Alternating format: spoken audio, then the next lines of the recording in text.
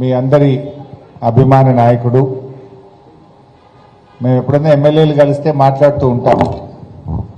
ఒక ప్రజల మనిషి, పొద్దున్నే 5ంటికి ప్రజలతో మమేకమై నిత్యం ప్రజల మధ్య ఉంటూ కాలనీలు తిరుగుతూ ప్రతి చిన్న సమస్యను కూడా పట్టించుకునేటువంటి ఒక మంచి శాసనసభ్యులు, సీనియర్ శాసనసభ్యులు, మీ అందరి ప్రేమ అభిమానాలతోని వరుసగా గెలుస్తూ వస్తున్నటువంటి మీ అందరి అభిమాన నాయకుడు కృష్ణారావు గారు, గౌరవనీయులు రాగిడి లక్ష్మారెడ్డి గారు, గౌరవనీయులు శ్రీనివాస్ గారు, వివిధ కాలనీల నుంచి వచ్చినటువంటి అధ్యక్ష కార్యదర్శులు,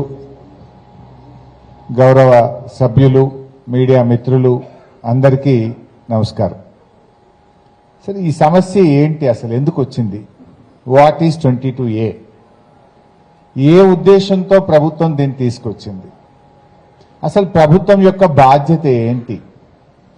ప్రభుత్వాలు ఏం చేయాలి? ఒక మాటలో చెప్పాలంటే, కేసీఆర్ గారు ముఖ్యమంత్రిగా ఉన్నప్పుడు ప్రజలు కేంద్రంగా పరిపాలన కొనసాగించారు. రేవంత్ రెడ్డి ముఖ్యమంత్రి అయిన తర్వాత భూములే కేంద్రంగా ఈరోజు పరిపాలన కొనసాగుతూ ఉంది. కేసీఆర్ గారు ఉన్నప్పుడు ప్రజలకు ఏం కావాలి? మొదలు మా ప్రభుత్వం వచ్చింది, ఈ రాష్ట్రంలో హైదరాబాద్తో సహా ప్రజలు త్రాగునీటి సమస్య ఎదుర్కొంటున్నారు. విద్యుత్ సమస్య, అప్పుడు మీకు తెలుసు, కూకట్పల్లిలో కూడా రోజుకు 4 గంటలు కరెంటు పోయేది. పొద్దున 2 గంటలు, సాయంత్రం 2 గంటలు. విద్యుత్ సమస్య ఎదుర్కొంటున్నారు. ట్రాఫిక్ సమస్య, రైతులకు సాగునీటి సమస్య, ఇలా అనేక రకాల ఇబ్బందుల్లో ప్రజలు ఉన్నారు. సో కేసీఆర్ గారు ఏం లక్ష్యంగా తీసుకున్నారు? ఈ రాష్ట్రంలో ప్రతి ఇంటికి త్రాగునీరు ఇవ్వాలి, ప్రతి ఒక్కరికి 24 గంటల విద్యుత్ ఇవ్వాలి, హైదరాబాద్లో ట్రాఫిక్ సమస్య పరిష్కారానికి ఫ్లైఓవర్లు నిర్మించాలి, హైదరాబాద్ బ్రాండ్ ఇమేజ్ పెరగాలి, హైదరాబాద్లో పెట్టుబడులు రావాలి, హైదరాబాద్లో పిల్లలకు ఉద్యోగాలు రావాలి, హైదరాబాద్కు పెట్టుబడులు రావాలి. ఇది కేసీఆర్ గారు చేసినటువంటి ప్రయత్నం. 1 కోటి ఎకరాల మాగాణిగా తెలంగాణను మార్చారు. ఒకప్పుడు తెలంగాణ అంటే కరువు, తెలంగాణ అంటే రైతుల ఆత్మహత్యలు ఉండేవి. కానీ కేసీఆర్ గారి పాలనలో ఎక్కడికి పోయిందంటే, భారతదేశంలో అతి ఎక్కువ వరి ధాన్యం పండించే రాష్ట్రం తెలంగాణ రాష్ట్రం మార్చారు KCR. Punjab, Haryana use to be number 1. ఈ దేశంలో పంజాబ్, హర్యానానే ఎక్కువ వరి పండిస్తారు, గంగా నది పరివాహక ప్రాంతంలో ఉంటారని చెప్పేవారు. కానీ పంజాబ్ను, హర్యానాను తలదన్ని తెలంగాణను దేశంలో నంబర్ 1గా నిలబెట్టినారు కేసీఆర్ గారు. మా కృష్ణారావు గారు, నాకు తెలిసి ఈ కూకట్పల్లిలో కూడా త్రాగునీటి సమస్య చాలా తీవ్రంగా ఉండేది. 2 రోజులకు 3 రోజులకు నల్లా వచ్చేది. 10 ఏళ్ల బీఆర్ఎస్ పాలనలో 450 కోట్ల రూపాయలు త్రాగునీటి కోసం ఒక్క కూకట్పల్లి నియోజకవర్గానికి అందించి సమస్య పరిష్కరించాం. ఎన్నో పెద్ద పెద్ద GLSRలు, OHSRలు, పైప్ లైన్లు వేసి హైదరాబాద్తో సహా ఈ కూకట్పల్లిలో కూడా త్రాగునీటి సమస్య పరిష్కారం జరిగింది. ఇది కేసీఆర్ గారి ఆలోచన. మీరు ఏదైనా తీసుకోండి, పేదల కోసం కళ్యాణ లక్ష్మి, వృద్ధులు వితంతువుల కోసం 2000 రూపాయల ఆసరా పెన్షన్, ప్రభుత్వ ఆసుపత్రులు బలోపేతం చేస్తూ కేసీఆర్ కిట్టు, ఎప్పుడో ఉస్మానియా, గాంధీ, నిజాం, బ్రిటిష్ కాలంలో పెట్టిన దవాఖాన్లు తప్ప హైదరాబాద్కు దవాఖాన్లు లేవని, అటు సనత్ నగర్లో టిమ్స్, మల్కాజ్గిరిలో టిమ్స్, ఎల్బీ నగర్లో టిమ్స్, అంటే ఒక గాంధీ ఆసుపత్రి లాంటి మరో 4 ఆసుపత్రులను హైదరాబాద్ చుట్టూ తెచ్చే ప్రయత్నం. బస్తీ దవాఖానాలు మీకు తెలుసు, గల్లీ గల్లీకి ఇదే కూకట్పల్లిలో 20-25 బస్తీ దవాఖానాలు పెట్టాం. బస్తీ దవాఖానాలు, టిమ్స్ ఆసుపత్రులు, విద్య, వైద్యం, infrastructure, drinking water, power sector, ఇది బీఆర్ఎస్ పాలన. మరి రేవంత్ పాలనలో ఏం జరుగుతూ ఉంది? ప్రభుత్వ భూములుంటే అమ్మకానికి పెట్టడం, హౌసింగ్ బోర్డు భూములు, TGIAC భూములు లేదా స్వగృహ భూములు, ఎక్కడ భూమి ఉంటే దాన్ని అమ్మడం. చివరికి మొన్న హైదర్ నగర్లో కృష్ణారావు గారు మున్సిపల్ వైస్ చైర్మన్ గా ఉన్నప్పుడు ఆ కాలనీ వాసులందరూ కోరితే ఆ 1000 గజాలను ఒక పార్కుగా ఆ రోజు ఆయన పోరాడి పార్కు కోసం కాలనీ వాసుల విజ్ఞప్తి మేరకు ఆ భూమిని పార్కు కేటాయించారు. రేవంత్ రెడ్డి దాన్ని కూడా అమ్మకానికి పెట్టిండు. ఆయన పార్కులు ఇడవడు, ప్లాట్లు ఇడవడు, గజాలు ఇడవడు, ఎకరాలు ఇడవడు, అమ్ముడే అమ్ముడు. ఈ 2.5 సంవత్సరాల్లో 30,000 కోట్ల రూపాయల విలువైన భూములు అమ్మేసినాడు రేవంత్ రెడ్డి. బీఆర్ఎస్ హయాంలో హౌసింగ్ బోర్డులో ఒక్క గజమన్న అమ్మినమా? కేపీహెచ్బీలా పార్కులకు ఇచ్చాం. మీరు కోరితే పార్కులకు ఆనాడు కేటీఆర్ గారు స్థలాలు కేటాయించారు, ఇన్ఫ్రాస్ట్రక్చర్ కేటాయించాం, ఆసుపత్రుల కోసం ఇచ్చాం. కానీ ఈరోజు అమ్మడం తప్ప ఇంకేం మిగలలేదు. ఈ తెలంగాణలో 30,000 కోట్ల భూములు అమ్మారు. ఇప్పటికే ఇంకేం మిగిల్చే పరిస్థితి కనబడతలేదు. రేపటి భవిష్యత్ తరాలకు ఓ దేవాలయం కట్టడానికో, ఓ చర్చి కట్టడానికో, మస్జిద్ కట్టడానికో, లేదు ఒక ఆసుపత్రి కట్టడానికో, ఒక పాఠశాల కట్టడానికో, ఒక కాలేజీ కట్టడానికో, ఒక వాటర్ ట్యాంక్ కట్టడానికో రేపు స్థలాలు అవసరం లేదా? చనిపోతే కనీసం వైకుంఠ ధామమన్న కట్టాలన్నా వద్దా? कब्रिस्तान के लिए जगह चाहिए ना। अब जो जमीन है वो बेचते गए तो कल कहां से जमीन मिलेगा? क्यों बेच रहे? రేపు బొంద పెట్టనీకి కూడా జాగ లేకుండా ఈరోజు ఉన్న ప్రభుత్వ స్థలాలన్నీ అమ్మేసే పరిస్థితి కనబడతా ఉంది. ఈ రకమైన పరిస్థితి కనబడుతుంది. అసలు మీరు ఆలోచించండి, ప్రభుత్వ భూములు ఒకవైపు అమ్మకానికి పెడుతున్నాడు, ఇంకోవైపు అసైన్డ్ భూములు ఎస్సీ ఎస్టీ బీసీలకు ఇచ్చిన అసైన్డ్ భూములను లాక్కోవడం, ఆ భూములను పారిశ్రామికవేత్తలకు కమిషన్లు పెట్టి అమ్ముకుంటా ఉన్నారు. ఆయన తమ్ముడే మొన్న మధ్య మీరు చూసుంటారు, రేవంత్ రెడ్డి తమ్ముడి కంపెనీకి 100 కోట్ల విలువైన భూమిని ఇవాళ అడ్డికి పావుషేరుకు కట్టబెట్టినారు. ప్రజల భూములేమో ప్రభుత్వ ఆస్తులుగా, ప్రజల భూములనేమో 22A నిషేధిత జాబితాలో పెడుతున్నారు, ప్రభుత్వ భూములేమో ఆయన కుటుంబ సభ్యులకు కట్టబెట్టా ఉన్నాడు. ఈ రకమైనటువంటి పరిస్థితి. ఇటు ఎస్సీ ఎస్టీ బీసీల భూములు 1,00,000 ఎకరాల అసైన్డ్ భూములు లాక్కున్నది ఈ కాంగ్రెస్ ప్రభుత్వం. పట్టాలు ఇస్తామని చెప్పిండ్రు, పట్టాలు ఇవ్వలేదు. కానీ వాళ్ళ దగ్గర ఏదో 20 లక్షలు 30 లక్షలు ఇచ్చే భూములు తీసుకొని పారిశ్రామికవేత్తలకు కమిషన్ల పేరిట కట్టబెట్టే ప్రయత్నం జరుగుతూ ఉంది. ఇక మూడవది, మీ ఆస్తులు, ప్రజల ఆస్తులు. మీకు ఒక ప్లాట్ అంటే, ఒక ఇల్లు అంటే అది ఒక అపార్ట్మెంట్ కాదు, కేవలం అదొక చిన్నపాటి ఇల్లు కాదు, అది మీ జీవితం మొత్తం యొక్క కళ. మీ జీవితం అంతా కష్టపడి సంపాదించుకుంటే ఆ అపార్ట్మెంటో ఆ ఇంటికి మీరు ఓనర్లుగా మారినారు. ఇలా ప్రజల ఆస్తిని ప్రభుత్వం రాత్రికి రాత్రి కబ్జా పెడుతుంది. రేవంత్ రెడ్డి గారు ఏమంటున్నారు? కబ్జాదారులే ధర్నాలు చేస్తుండట, కబ్జాదారులే ఈ 22Aని వ్యతిరేకిస్తున్నారు అంటున్నారు. ఇప్పుడు మాట్లాడిన హనుమంతరావు గారు కబ్జాదారుడా? ఇక్కడికి వచ్చిన మీరంతా కబ్జాదారులా? ఇలా ఈ ప్రజలు కాదు కబ్జాదారులు, ప్రభుత్వమే కబ్జాదారుడిగా మారింది.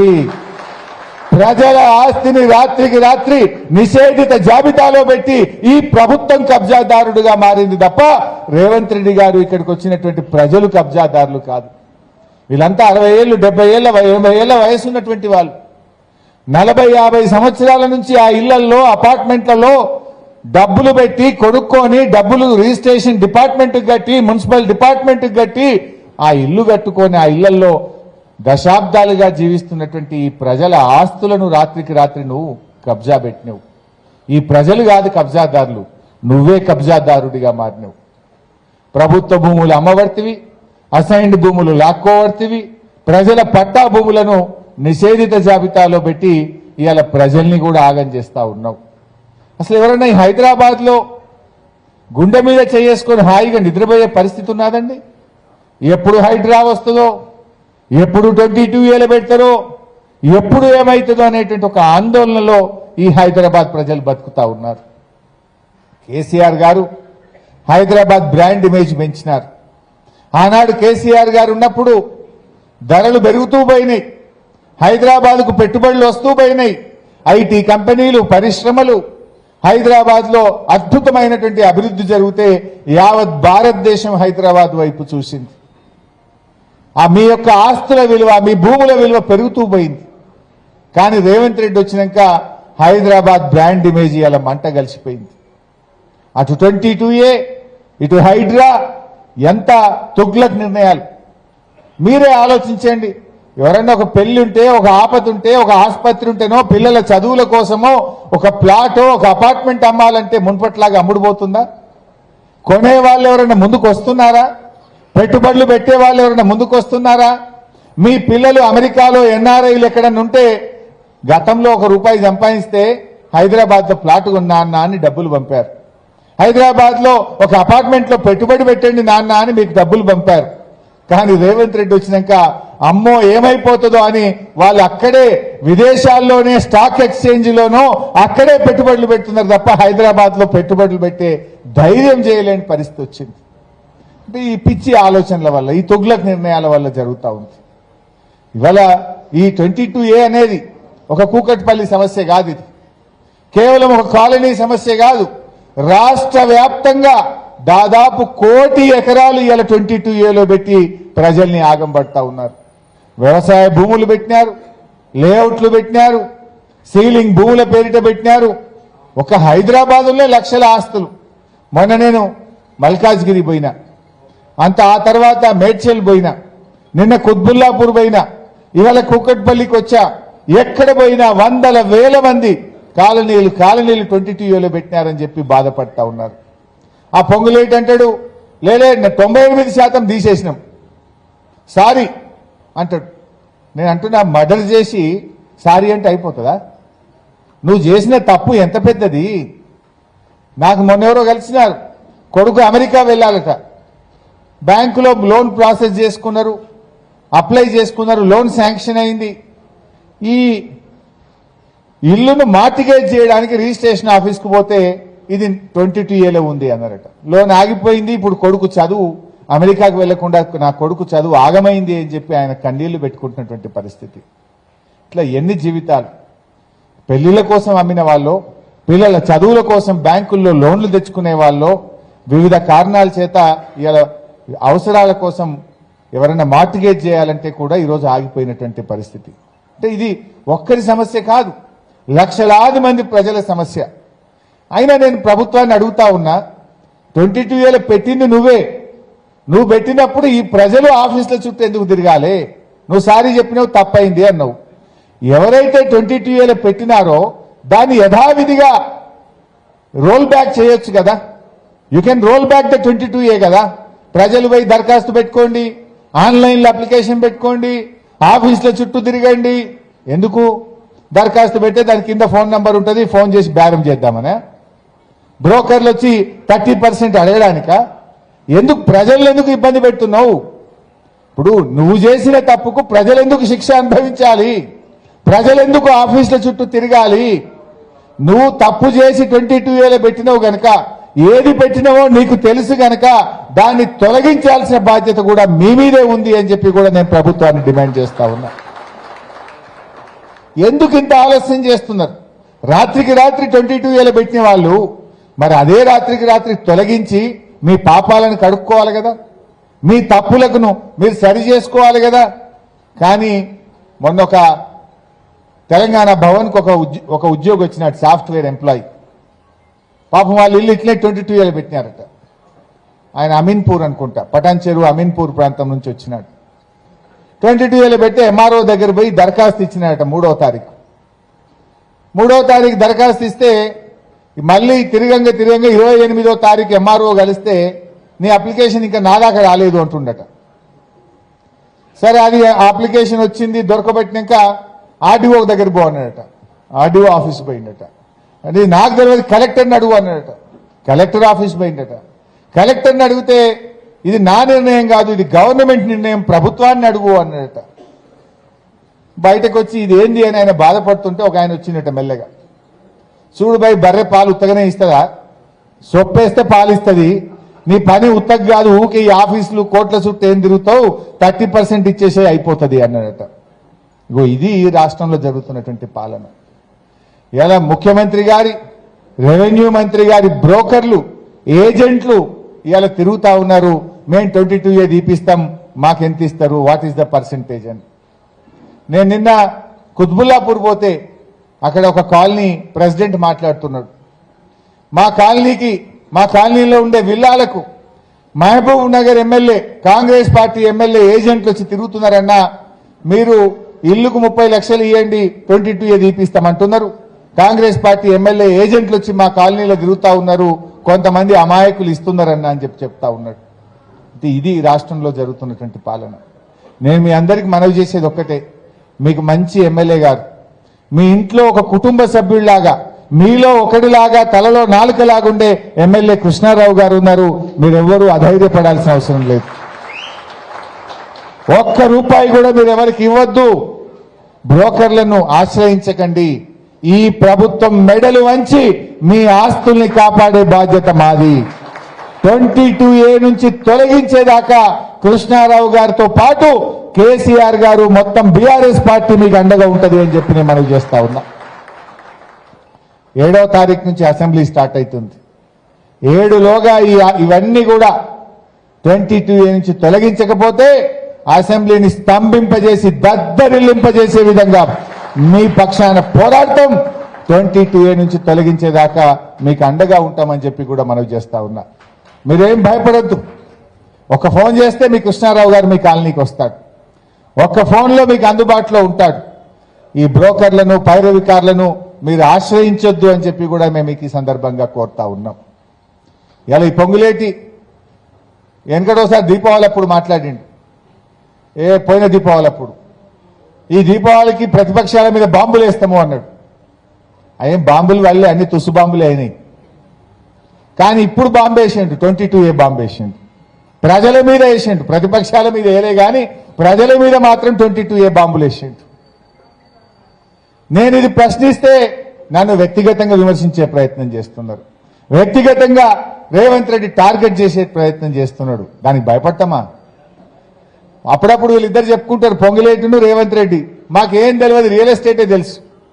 రియల్ ఎస్టేట్లో 6 తేరినా అని చెప్తాడు రేవంత్ రెడ్డి. నాదంతా రియల్ ఎస్టేట్ బిజినెస్ అంటాడు రేవంత్ రెడ్డి. మీరు రియల్ ఎస్టేట్ బిజినెస్ తెలుసు కనుకనే ఇవాళ 22Aలో పెట్టి ప్రజల ఆస్తులు కబ్జా పెట్టే ప్రయత్నం చేస్తున్నారు. ప్రజలను ఇవాళ ఇబ్బంది పెట్టే ప్రయత్నం చేస్తున్నారు. రియల్ ఎస్టేట్ తెలిస్తే ఎవడన్నా ప్రజలను ఇబ్బంది పెట్టరా? నీకు రియల్ ఎస్టేట్ తెలుసు కావచ్చు మీ ఇద్దరికి, కానీ బీఆర్ఎస్ నాయకులకు ఉద్యమాలు తెలుసు, పోరాటాలు తెలుసు. మీ మెడలు వంచి ప్రజల పక్షాన నిలబడడం కూడా మాకు తెలుసు. మిమ్మల్ని ఇచ్చిపెట్టే ప్రశ్న లేదు. ఇవాళ మీరందరూ కూడా చాలా మంది పెద్దలు ఒక విషయాన్ని కూడా మీరు గమనించాలి, అర్థం చేసుకోవాలి. నేను మొదట్లోనే చెప్పాను, కేసీఆర్ గారి పాలన ప్రజల చుట్టూ ఉంటే రేవంత్ రెడ్డి పాలన మొత్తం భూముల చుట్టూ. ఏదంటారు చూడండి, సూర్యుడి చుట్టూ భూమి తిరిగినట్టు రేవంత్ రెడ్డి ఆలోచనలన్నీ కూడా భూముల చుట్టే తిరుగుతూ ఉంటాయి. అది ఏది విడిచిపెట్టలేడు. హైదరాబాద్ సెంట్రల్ యూనివర్సిటీ భూములు, యూనివర్సిటీలకు భూములు ఇవ్వాలి కానీ భూములు లాక్కుంటారా? HCU భూములని 400 ఎకరాలను అమ్మకానికి పెట్టినాడు. అమ్మకం కుదరకపోతే బాంబే స్టాక్ ఎక్స్చేంజ్ లో కుదబెట్టి 10,000 కోట్ల రూపాయలు ఇవాళ HCU యూనివర్సిటీ భూముల మీద అప్పులు తెచ్చినాడు. ఇలా HCU భూములు బాంబే స్టాక్ ఎక్స్చేంజ్ లో కుదబెట్టినాడు. 10,000 కోట్ల అప్పు తెచ్చిండు సెంట్రల్ యూనివర్సిటీ భూముల మీద. ఇదే మేడ్చల్ మల్కాజిగిరి జిల్లా, రంగారెడ్డి జిల్లాలో 9,000 ఎకరాల భూములు బాంబే స్టాక్ ఎక్స్చేంజ్ లో కుదబెట్టి బ్రోకర్లకు 700 కోట్ల రూపాయలు లంచమిచ్చి 10,000 కోట్ల రూపాయలు రంగారెడ్డి మేడ్చల్ భూములను HMDAలో భాగంగా కుదబెట్టి 10,000 కోట్ల రూపాయల అప్పులు తెచ్చిండు.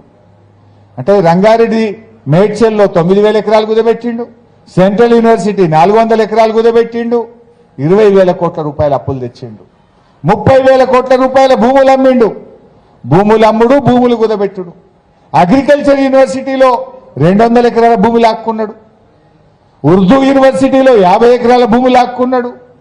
పాలిటెక్నిక్ కాలేజీలు 59 పాలిటెక్నిక్ కాలేజీలు రాష్ట్రంలో ఉంటే ఆ ఆస్తులను కూడా ఇప్పుడు బ్యాంకుల్లో కుదబెట్టి దాన్ని ప్రైవేట్ యూనివర్సిటీకి కట్టబెట్టి ఆ భూములను కూడా ప్రైవేట్ వ్యక్తులకు అమ్ముకునేటువంటి ప్రయత్నం చేస్తున్నాడు.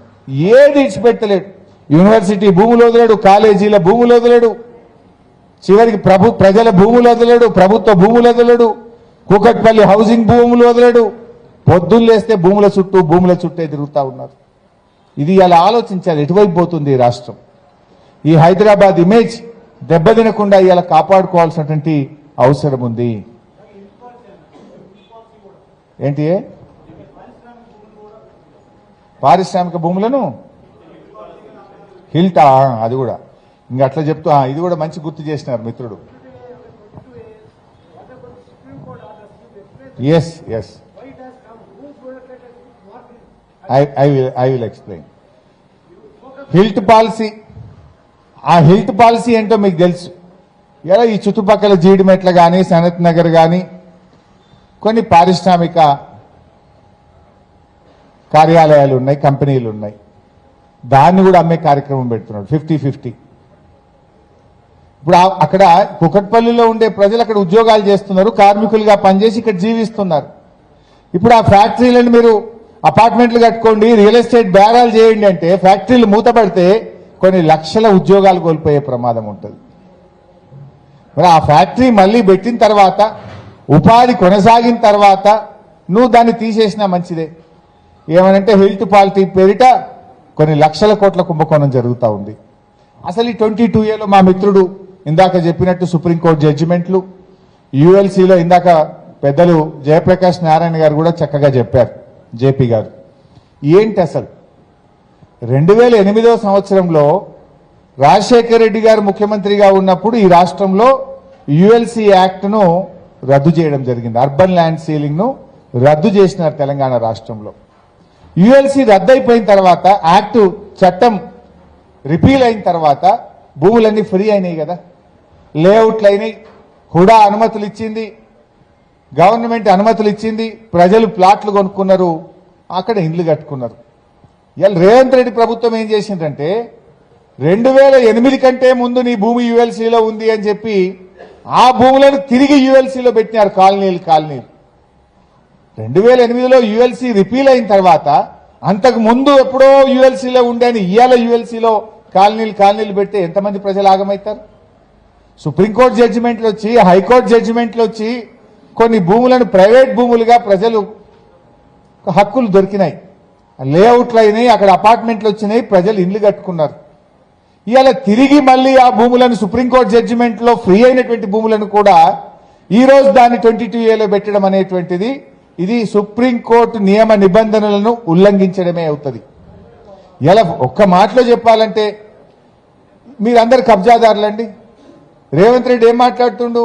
కబ్జాదారులే ధర్నాలు చేస్తుండ్రు. మీరు ఈ వయసులో 70 ఏళ్ల వయసులో 80 ఏళ్ల వయసులో పిలిస్తే కూడా మీరు రారు. పొలిటికల్ మీటింగ్ పెడితే మీ కడుపులో ఆవేదన ఉంది గనక, ఆందోళన ఉంది గనక, మీకు అన్యాయం జరిగింది గనక మాకు న్యాయం జరగాలని చెప్పి ఇలా మీరందరూ కూడా బయటకు వచ్చినటువంటి పరిస్థితి. దాన్ని అర్థం చేసుకొని చేసిన తప్పును సరి చేసుకోవాల్సిన ప్రభుత్వం ఇంకా ఉల్టా మిమ్మల్ని పట్టుకొని కబ్జాదారులు అనడం అంటే ఇదేదో పుండు మీద కారం చల్లినట్టు. మీరైనా కబ్జాదారులా? రూపాయి సంపాదించి కష్టపడి మీ జీవితం యొక్క కళ ఆ ఇల్లు అపార్ట్మెంట్ ను మీరు కట్టుకుంటే ఇవాళ దాన్ని రాత్రికి రాత్రి 22A పెట్టి ప్రజలతో ఆడుకుంటున్నటువంటి పరిస్థితి. బట్ ఏది ఏమైనా ఇది చెల్లదు. మన రాజ్యాంగం మనకు హక్కులు కల్పించింది. ఇలా ప్రభుత్వం యొక్క బాధ్యత ప్రజలకు ప్రాణాలకు రక్షణ కల్పించాలి, ప్రజల ఆస్తులకు రక్షణ కల్పించడం అనేది ప్రభుత్వం యొక్క ప్రాథమిక విధి. కానీ రేవంత్ రెడ్డి ప్రభుత్వంలో ప్రజల ప్రాణాలకు రక్షణ లేకుండా పోయింది, ప్రజల ఆస్తులకు కూడా రక్షణ లేకుండా పోయింది. బట్ మీరేమీ ఆందోళన చెందొద్దు. ఒక ప్రధాన ప్రతిపక్షంగా మా బాధ్యత, ప్రభుత్వం తప్పు చేస్తే ఆ ప్రభుత్వంని నిలదీయాల్సిన బాధ్యత ప్రతిపక్షంగా మా మీద ఉంది. ఆ ప్రభుత్వం మెడలు వంచి ప్రజలకు అండగా నిలబడాల్సినటువంటి బాధ్యత మా మీద ఉంది. డెఫినెట్ గా మీ సమస్య పరిష్కారం అవుతుంది. ఇవాళ మీ గురించి మేము అనేక రకాలుగా ప్రభుత్వం మీద ఒత్తిడి తెచ్చే ప్రయత్నం చేస్తా ఉన్నాం. ఇన్ఫాక్ట్ మొన్న నేను మల్కాజ్గిరి, మేడ్చల్, కుత్బుల్లాపూర్ పోగానే ఇప్పుడు ఇంట్లో కూడా ఒక 20-30 మంది ఇంటెలిజెన్స్ వాళ్ళు కూర్చున్నారు. ఇంకా మీరు మాట్లాడిన అన్ని రాసుకుంటుండ్రు, రేపటికల్లా తెల్లారికల్లా కొన్ని క్లియర్ చేస్తున్నారు. వాళ్ళకు కూడా అర్థమైంది ప్రజల్లో వ్యతిరేకత పెరుగుతుంది, మేము తప్పు చేసినామని అర్థమై నేను ఎక్కడ పోతే అక్కడ నా చుట్టే పోలీసులు తిరుగుతున్నారు. అవి రాసుకుంటుండ్రు, కలెక్టర్లకు చెప్పి తెల్లారికల్లా తీపిచ్చే ప్రయత్నం కూడా జరుగుతూ ఉంది. సరే మంచిదే కదా, అట్లీస్ట్ మాకు కావాల్సింది ప్రజలకు న్యాయం కావడమే మాకు కావాల్సింది, ప్రజల సమస్య పరిష్కారం కావడమే మాకు కావాల్సింది. రాజకీయాలు ఇంకా 2 ఏళ్ళు ఉన్నాయి, అప్పుడు చూసుకుందాం. ఇప్పుడు ఈ సమస్య మీద మేము ఎందుకు మాట్లాడాల్సి వచ్చింది? మీరు తప్పు చేసినారు కనుక, ప్రజలు కష్టాల్లో ఉన్నారు కనుక, ప్రజలు ఆందోళనలో ఉన్నారు కనుక, ప్రజలకు అనేక రకమైనటువంటి చిక్కులు వచ్చినాయి. ఇప్పుడు భూముల అమ్మకాలు జరుగుతలేవు, కొనడం జరుగుతలేదు, మనము బ్యాంకుల్లో పెట్టి అప్పు తెచ్చుకుందామంటే అప్పు రానటువంటి పరిస్థితి ఉంది. సో కనుక ఆ ప్రజల కోసం మేము పోరాడుతున్నాం తప్ప రాజకీయాల కోసం కాదు. రేవంత్ రెడ్డి గారు రాజకీయాలు పక్కన పెట్టు, బేషరతుగా రాష్ట్ర వ్యాప్తంగా 22A పెట్టిన భూములన్నీ కూడా తొలగించాలని చెప్పి మేము డిమాండ్ చేస్తా ఉన్నాం. లేదంటే అందరం కలిసి, మా కృష్ణన్న చెప్పినాడు, అందరం కలిసి సెక్రటరియట్ ముట్టడికి బయలుదేరదాం. మన అసెంబ్లీని, సెక్రటరియట్ ని దిగ్బంధం చేసైనా సరే ఈ ప్రభుత్వం మీద ఒత్తిడి పెంచి మనం సమస్య పరిష్కారం చేసుకుందాం. ఈ మధ్య మనం చూసినాం ఢిల్లీలో ఏమైంది, జెన్జీ ఉద్యమం చూసినాం. నీట్ ప్రశ్నపత్రం లీక్ అయితే ప్రభుత్వం మొండిగా పోయింది. మొండిగా పోతే యూత్ అంతా పోయి ఢిల్లీలో కూర్చుంటే దెబ్బకు కేంద్రం దిగొచ్చింది, ధర్మేంద్ర రాజీనామా చేసిండు, దాని మీద కొత్త చట్టం వచ్చింది. మంచి మాట కొద్ది చేస్తావా మిస్టర్ రేవంత్ రెడ్డి? ఢిల్లీ తరహాలో ప్రత్యక్ష ఉద్యమానికి బయలుదేరాల్సి వస్తుందా? నువ్వే ఆలోచించుకో. అంతదాకా తెచ్చుకోకు, మర్యాద కొద్ది పెట్టిన దాన్ని తొలగించు, ప్రజా సమస్యలు పరిష్కరించు అని చెప్పి కోరుతూ అందరికీ నమస్కారం. జై తెలంగాణ.